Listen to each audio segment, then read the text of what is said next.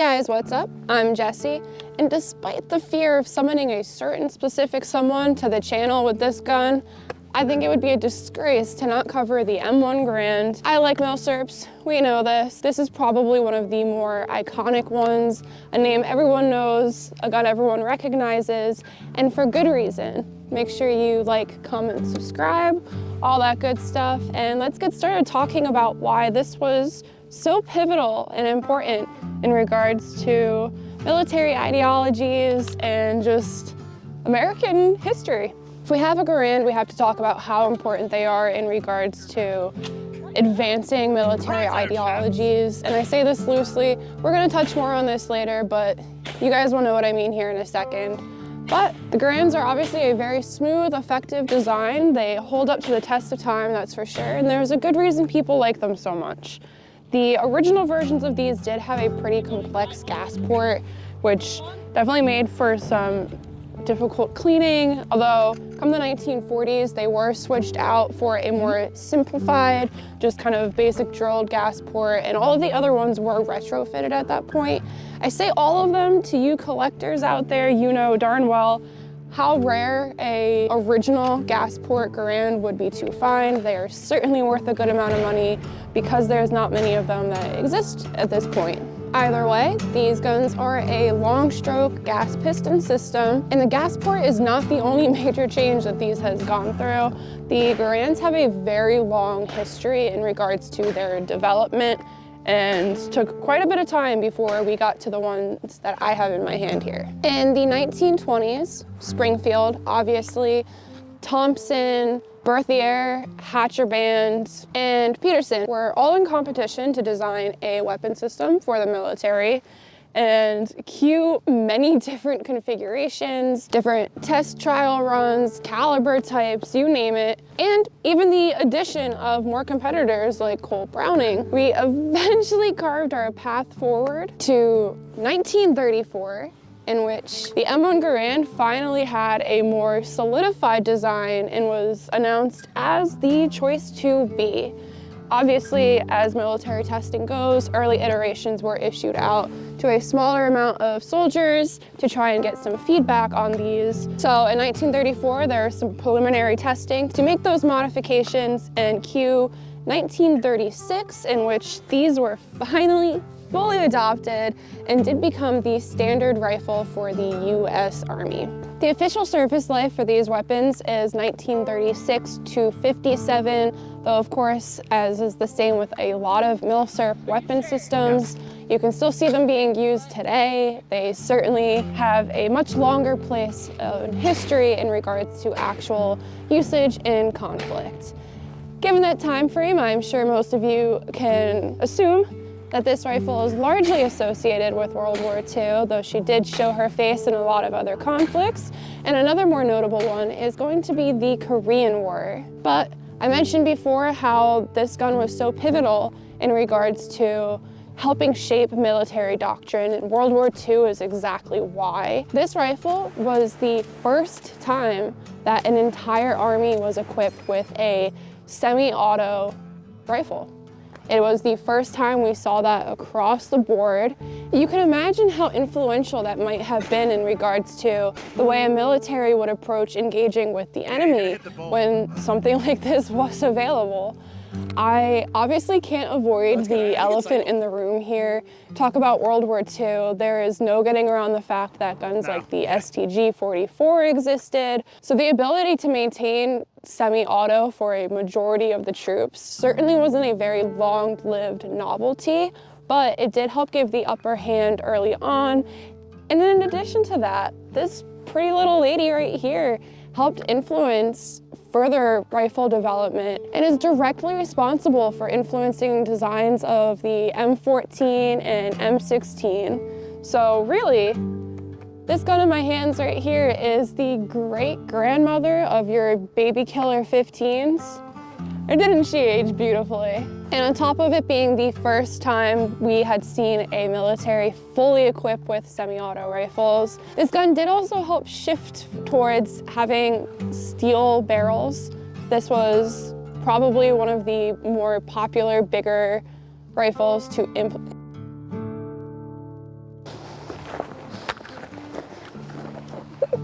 All right, this is a gun everyone knows. I mean, hell, this is gonna be true for probably all of the milsips I cover here, but realistically, there's not much I can tell you guys history-wise or operation-wise, design-wise, that you probably can't find in a million other videos online. But regardless, I'm gonna tell you anyway. Just coming on some of the basics. This gun here is 43.5 inches tall, with about 24 of those inches being the barrel.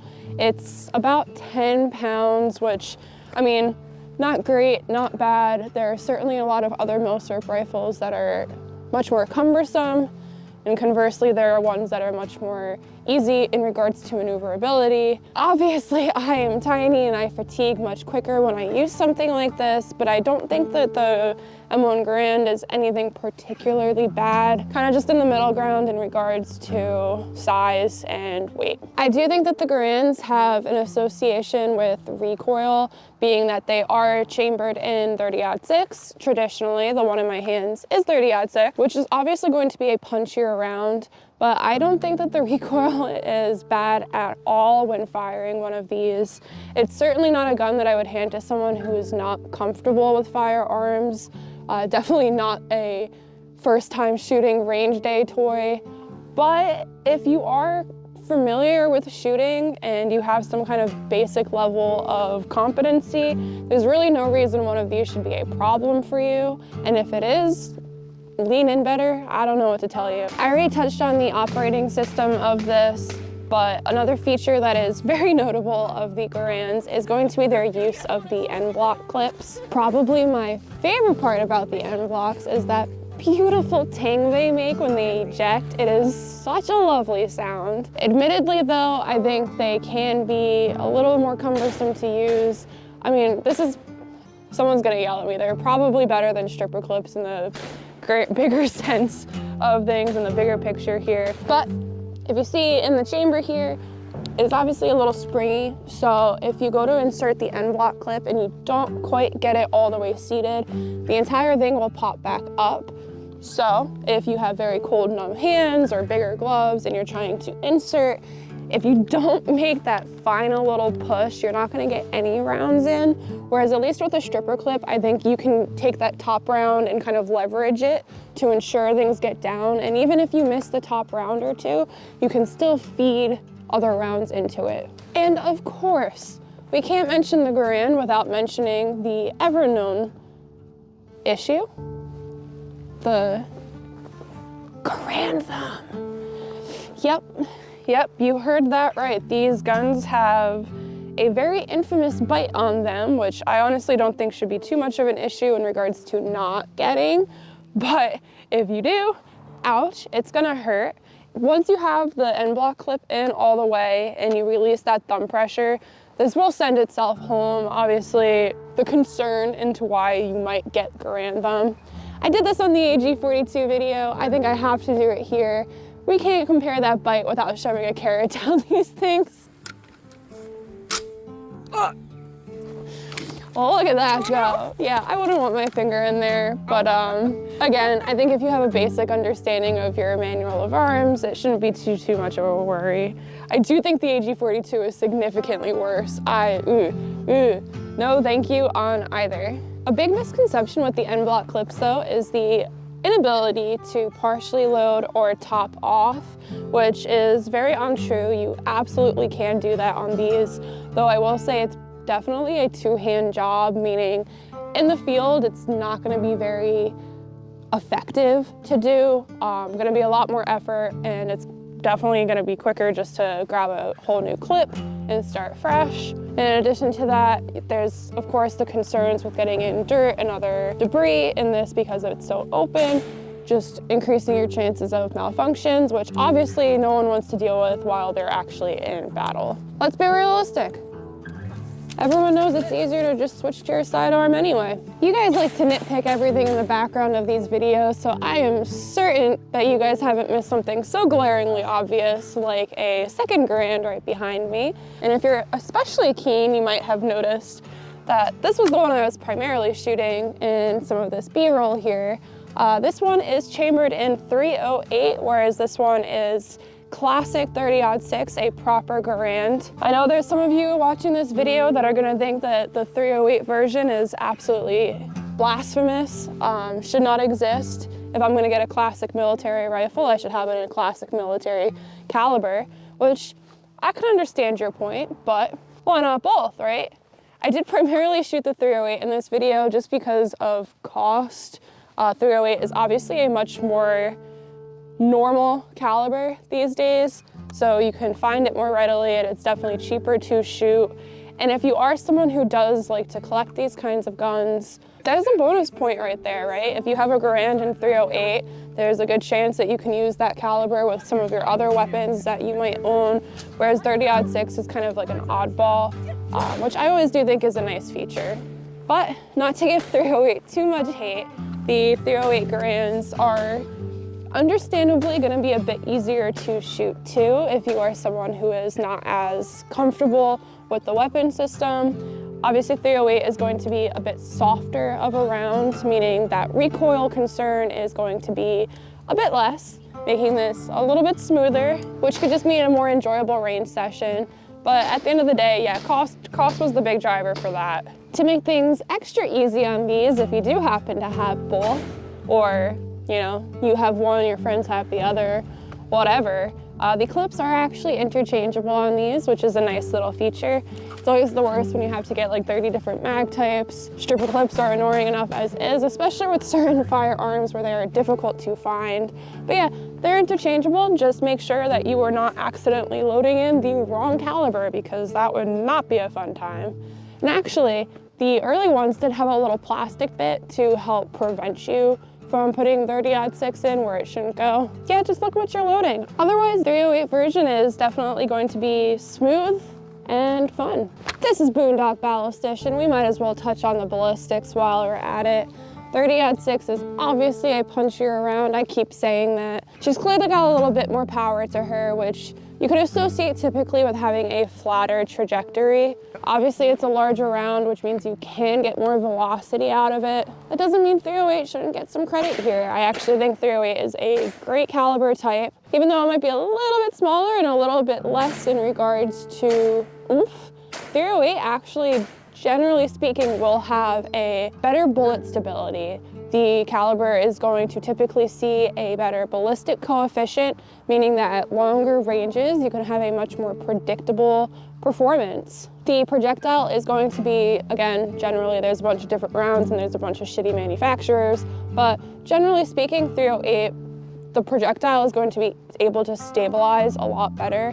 So if you pair that with less recoil, it's going to be a lot smoother for follow-up shots. It's going to be easier for new shooters, and you can typically expect a better long-range performance. And realistically, at 150 grains, there's probably about only 100 feet per second difference in regards to muzzle velocity between 30-06 and 308, which in the grand scheme of things really isn't that much. But either way, I mean, hell, in the original form, 30-06 is certainly an enjoyable round, and the Garands are extremely accurate in of themselves, so I think both would be a lovely addition to your range day. You're a historical buff and you really just want things for a collector's perspective. Obviously 30-06 is the way to go, but just for the sake of a pleasant shoot, let's not rag on that too much. The 308's nice. At the end of the day, the M1 Garands are obviously a successful design. There is a reason it is a name everybody knows.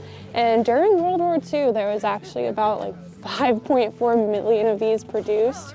And your boy John was such a team player, he did not get royalties for a single one. My boy was more concerned with getting the military something good rather than getting credit for his work, so good guy John out there. And while this design is certainly not perfect, what firearm is, it's gonna come down to a lot of individual preferences, shooting styles, whatever, but you can't get around the fact that this is in phenomenal condition and it's going to continue to be in phenomenal condition. They are rugged firearms, they work, it was a good design, and certainly stands the test of time. If I was going to nitpick, and I really try to nitpick here, I guess maybe some downsides that I would point out is that the bayonet attachment system's kind of shit, not really great, doesn't really, retain well in regards to actual use. Not exactly a good design, but I do hear some people complain about the front sights in regards to them being a bit wobbly.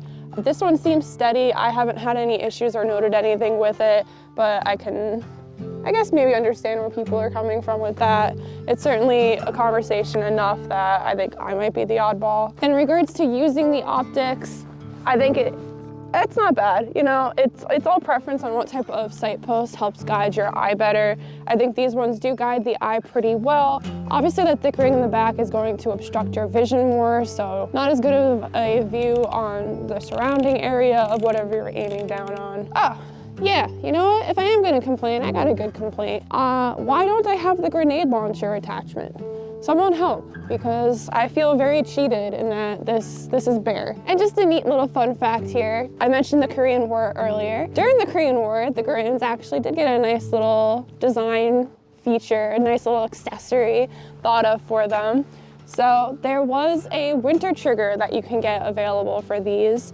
Obviously, we all know shooting in the winter is miserable. Thick gloves and guns are not a good combination, but they issued out a winter trigger that kind of sat on the trigger guard here and put a little like lever in the back so that instead of getting big gloves stuck in the trigger well, the shooters were able to use kind of like a lever back here, giving them more dexterity over their shots, more controls of their shots, which I think is a cute idea. I really appreciate that, and I kind of want to get one and try one. That seems like something I would make a lot of good use out of. I struggle with gloves so bad. Another area people like to complain about these is in regards to cleaning. I've seen complaints in the gas trap, which I think is, I don't know. I don't think these are bad to clean. They're not bad to take down, but there are certainly complaints out there. That is all I really had for you guys on this one here. I do apologize for the lack of outfit. If you are on my Instagram, then you know that it has been absurdly cold and windy. I don't know how I don't have gloves on right now, to be honest. Yeah, I can't feel my fingers. I do have that cute little ammo belt on though, so that counts for something. And lots of green. Green is always in fashion when it comes to military conflicts. I hope you guys enjoyed the video. As always, I hope to see you on the next one. Make sure you stay safe, hit the range, and I will see you guys again later. Careful.